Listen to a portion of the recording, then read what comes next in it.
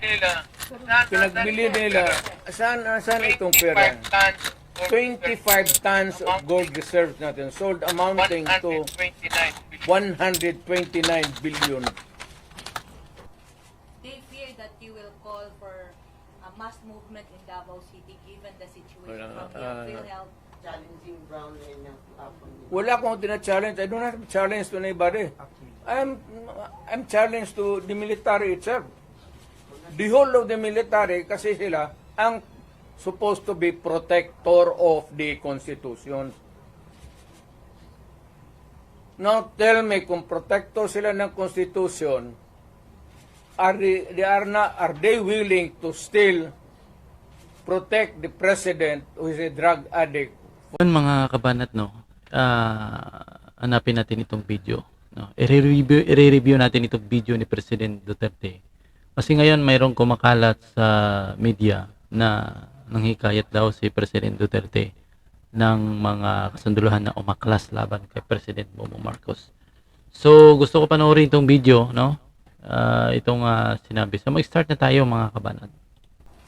They fear that you will call for So itong tatanungan din isa sa mga katanungan ng media mga kabanat. a mass movement in Davao City given the situation from the PhilHealth to the Quadcom and Tignan ko lang. extrajudicial killings. Kung Mass mobilization of people power for that. ang alam ko ang sinong pupunta lang doon, ikaw kasi ako. Bakit ka man Lumala na sir, no? Alam ko man ang walang pupunta doon. Why? Magmas movement ako. Ay dalawa lang. Sir, ano sila sir na nawala na daw tong the magic of the 30 crowd. Magic, wala na. Matagal na yung walang magic. Sinabi ko retired na ako. But when you Hindi ko na, I do not need to be on the front or at the back or on the side. Retired na ako.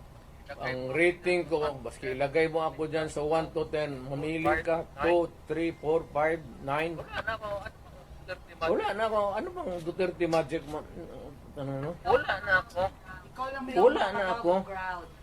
It's only your word that can compel people to come together and raise the common voice of Istorya lang yan, media, kaya ganun. Ganun ang ginawa ko noon, wala man lagi. Di ba? Turo. So when you say that, it's the other way around, no? The history of the Duterte leadership in Davao says, pag sinabi mo yan, iba yung nangyayari. Pag sinabi mo wala, Wala na. Ang tao, hindi na nakikinig sa akin yan. Kasi wala na akong power, matanda na ako.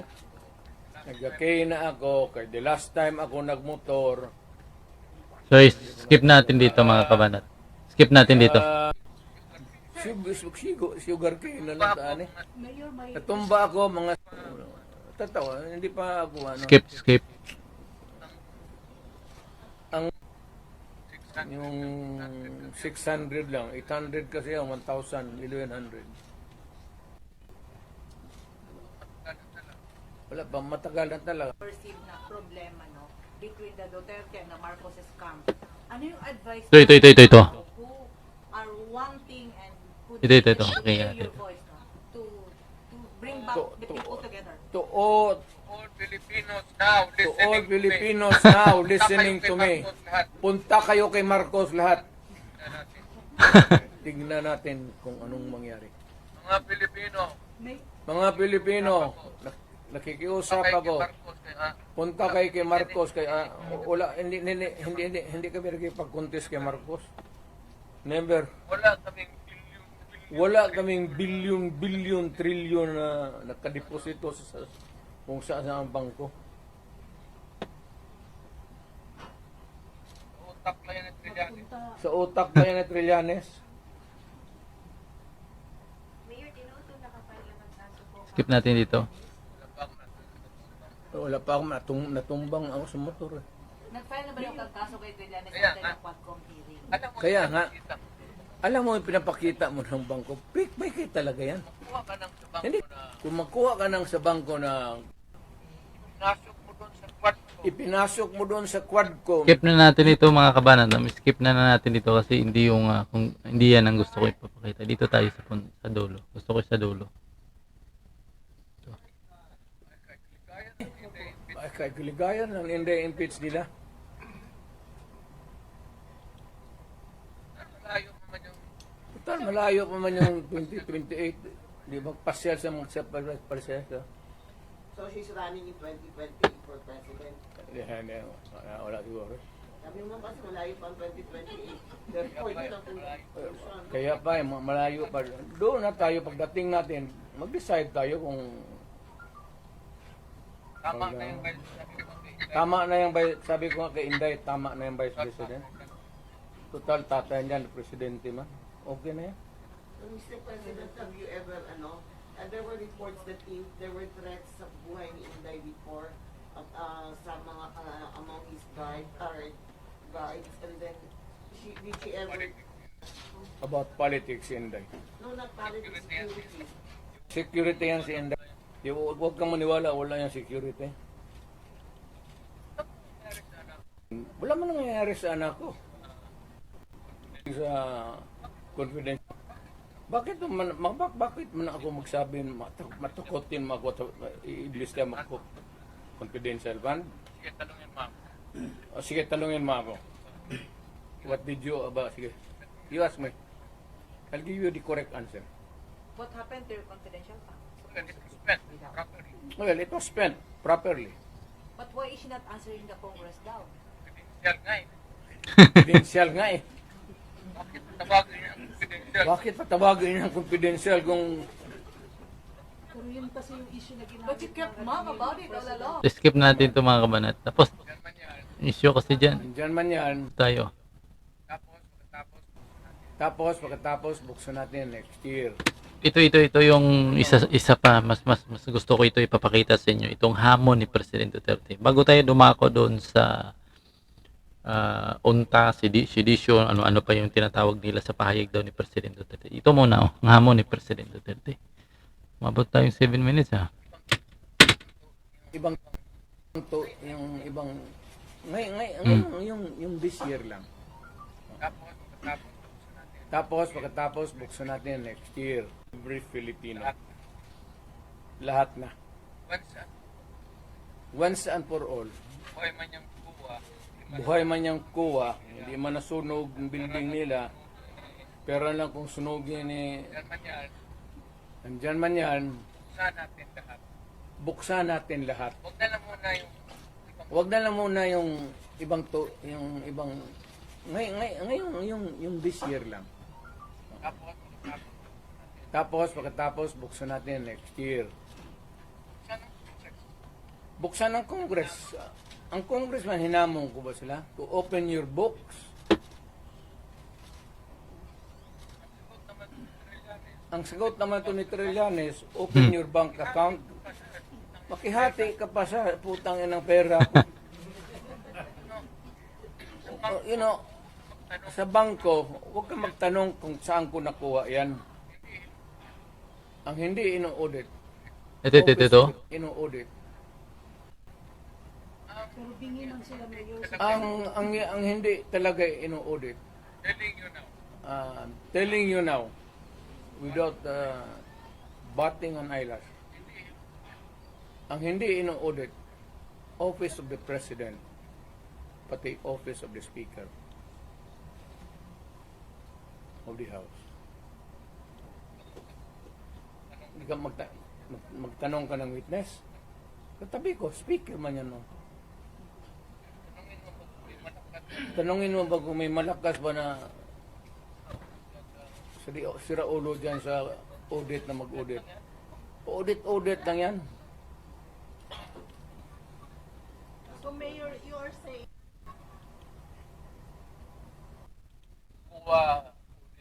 Kuha audit namin. that was the reason that What is wrong? Bibot man nandun. Bakit ako tanong? Yung pretended naivety ninyo, klaro masyado. Alam mo naman yung politika yan. Against them. Ewan ko ba? So you're the opposition now. Hindi man, but we will talk about issues against government. Not good. Ito.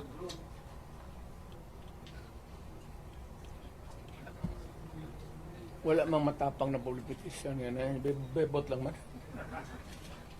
Sir, there are... Who will join you? Walang matapang? Ha? Walang matapang na politician na will join you? Mas grabe ito. Bebot kay gina... Yung military, paanuhin na niya? Kasi kay July ka. Biro mo, there was an order at a certain point yung the other night, dadalhin siya sa correctional institution. Kung natuloy na lagay siya, saan siya magtakbo? Hindi magagalaw itong Supreme Court kasi separation of power. Lalo na Malacanang kasi itang baluslos bata niya. So itong tao walang matakbuhan. Yan ang sinabi ko. Ating Pilipinas ngayon. Walang makakorek niyan. Walang makakorek niyan. Nobody can correct Marcos. Ito. Nobody can correct Romualdez. Nobody can... Long process mapapil. It's a long process mapapil sa Supreme Court. Unless you dira ka ng kaso doon, matagalan yan. Mga next year pa yan. So if you want a redress of grievance, there is no urgent remedy. So it is only the military who says. Kaya ang sabihin ko, presidente ako, nakita ko ang sitwasyon. Kung gano'n rin ang presidente na in face of so many errors there, nagtupak-tupak na ng hanggang nagkaroon ng breakage, fracture, governance. It is only the military who can correct it. Are you saying No. can answer? Sinabi ko sa lahat Ito na mga kabanata, ito na yung portion na hinahanap natin na gusto natin ipapakita sa inyo. Siguro napanood nyo rin ito, pero sa kalinawan, i-rewind natin. Mga opisyal dyan, sinabi ng magpunta ka. Sinabi ko lang, it is only the military who can correct it. Now, to answer your question, ibig kong sabihin ang military, well, it's an option sa military. One, they just can sit there sa upuan nila, doon sa bukid, maglinis ng barel. Nagsabi lang sila na we are not anymore.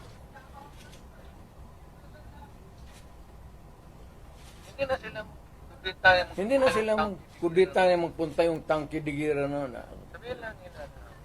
Sabihin lang nila na ayaw na namin yung laro. ayaw na namin yung laro nila. Out kami dyan. Kasi kung walang military. Kasi kung walang military, yung laro nila, wala na. What do you mean? I don't know. I don't know. Basta hindi yan kudita, hindi yan ano. Basta sabi lang ng military. You are present. You are oppressing people. Spending And you are spending our our money money like water. Pati kami, Pati kami in the coming days, walaan kami ng aming retirement, retirement, magalaw. hindi kami sasali. Hindi kami sasali sa inyo. Silent protest. Not taking orders at all. Hindi silent protest. Military lang talaga. Oh, military silent protest na yun. Will not take orders from the commander-in-chief. Ano? They will not take orders from the commander-in-chief. That's it. Hindi, sabihin na nga niya. Sir, Sir, wag mo kaming isali. kami ang tawag pati kami, ang mga asawa ko nagtrabaho sa gobyerno, nakataya. Tingnan mo naman yung pera. Kinuha ninyo sa GSIS, PhilHealth, 89 Ito doon sa Amo Survey. Pinagbili nila. Saan itong pera? 25 tons of gold reserves natin sold amounting to 129 billion.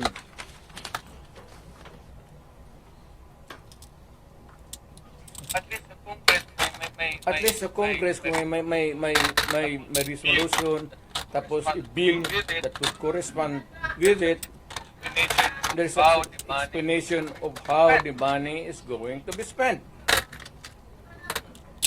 Pero ito, paano ito ngayon? Sila na nakaalam nito. Yung Maharlika, sila na nakaalam nito. Walang participation ng people. Walang participation ng people dyan pati ito. So, Itong 25 tons. ganitong 25 tons. Alam mo sa military. Alam ba ng military yan? Hindi sabihin nila. Hindi sabihin nila, kung wala di, hindi na kami sasali ng laro ninyo. Pero Mayor, parang play safe naman ang military ngayon, na military. Do you think si Browner po ay mag-break? State your, can you restate your statement? Can you expect that Browner will When you, ito, pag nilabas din ito, your question must also correspondingly appear.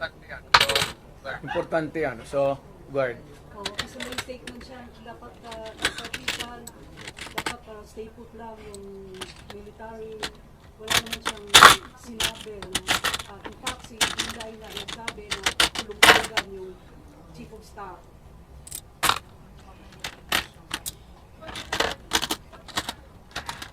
Daw makakatulog yung AFP chief of staff.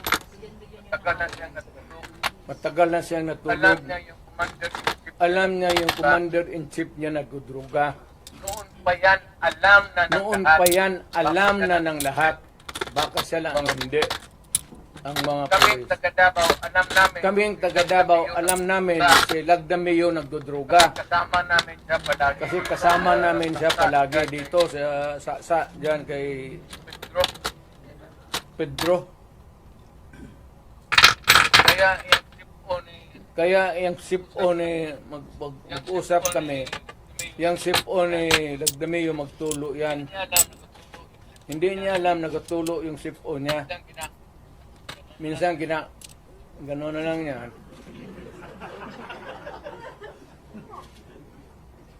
Alam ni Marcos na siya Lagdameo durugista. Alam ni Lagdameo na durugista. Magkasama yan sila sa hit-hitan. So, another appropriate question would be, yung ito with sincerity. Kayo bang mga military pati police, would you still continue to support a drug addict? Alam ninyo kung mana, pero tanungin mo lang yung Presidential Security Command. Puro military man yan. You did not go far. Yung mga tao ninyo sa military. Hanggang kailan kayo magsuporta ng drug addict na presidente? Sabihin mo sa amin. Sorry, continue. Ako ba'y naka-postman pala? Good di.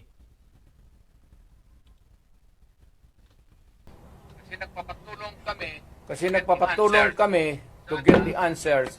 Sana we cannot get a correct and accurate or true answer from kami ang magtanong. Barado kami ngayon eh. So under the constitutional provision of the right to be heard, kailangan sagutin ninyo yan.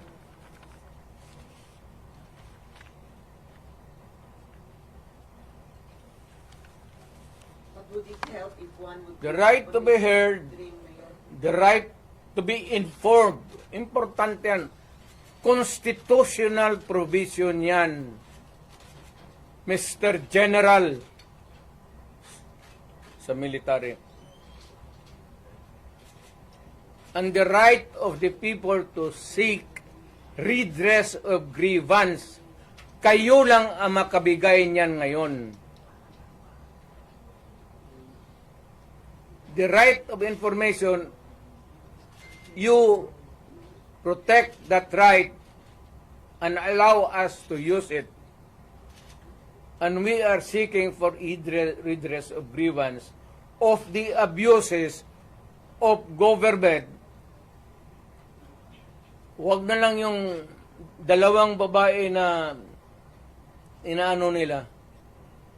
Karaming sabi, ganon, tantrum. Hysterical yun, hindi yun ano.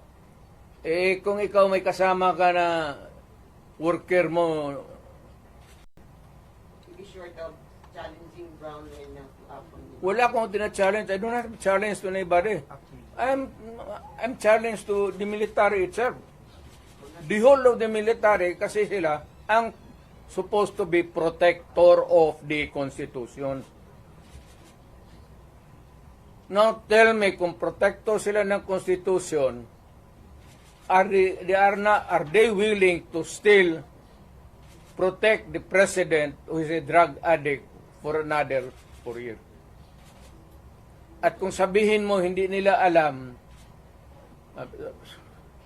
address sabihin ko, wag tayo magbulahan. Alam ninyo yan noon, alam ninyo ngayon yan. Sabihin lang ninyo, kaya kung gano'n na lang, sabihin ko sa lahat ng mga bata dito sa Pilipinas, guys, follow the president, start smoking marijuana and graduate sa Cebu. Yung presidente, gano'n. The best example is gano'n. But people are looking up to you as a patriot and nationalist. Ikaw yung Hindi nga, people looking at me because that president is silent. Kita mo wala siyang ginawa. Dapat at first stage pa ng laalitan, sandali. Hindi naman dumaan estudyante yan eh. Yan si Sulaka.